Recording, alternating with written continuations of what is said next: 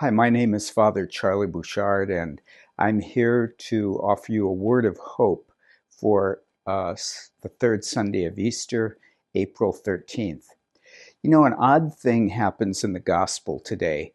The disciples encounter Jesus, and at first they think he's a ghost or a spirit. But then he sits down and asks them for something to eat, and he actually enjoys, just like any human being, bread and fish. Every time I hear this passage, I'm glad that we didn't adopt bread and fish as the elements of the Eucharist rather than bread and wine, because we'd have a very messy celebration today. But in any event, Jesus appears not as a ghost or a spirit, and he proves that to them, first of all, by eating with them, and then secondly, by showing him the wounds in his hands and in his side, so that he appears in a glorified body, but a body that still eats and drinks, a body that bears the signs of wounds, signs of the passion. And I think this is very important for us today, and it might lead us to think about today as Body Sunday, because we're thinking about, first of all, the crucified body of Jesus, which bore these wounds, which he exhibits to them, but remembering that it is through these wounds that we have been saved.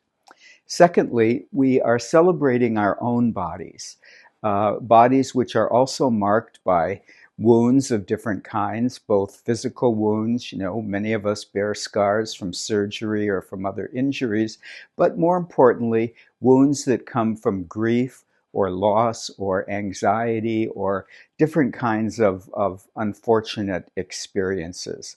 And those wounds really help us to participate in the suffering of Christ. When I was younger, I used to wonder how that could be possible. We'd say, well, we will share or offer these wounds or these sufferings of ours and ask that they be bound to the suffering of Christ. And I thought, why would we want to do that? But then eventually I realized we would want to do that because linking our own suffering to the suffering of Christ makes it redemptive rather than merely miserable. And I think the third thing that we need to recall today is that as we celebrate the resurrected Lord's body, which has really and truly suffered and bears those marks, we also have to remember those other than ourselves who are suffering and bearing wounds right now. Think, for example, of the hundreds of thousands of people in Gaza who have no home, who are dying of famine, who are not able to eat. They are, in a sense, linked with the suffering of Christ.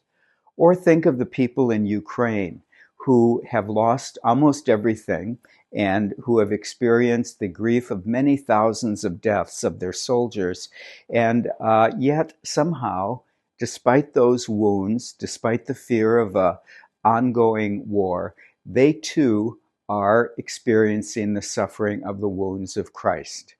So as we celebrate the Eucharist today, we're going to raise up the elements, and we're not going to say, this is my spirit, this is my hope, but rather, this is my body, this is my blood.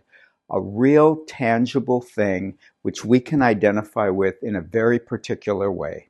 So as we lift those elements, let us offer our own suffering, our own passion, and pray especially for those who are suffering in a particular way right now because of war, poverty, and famine.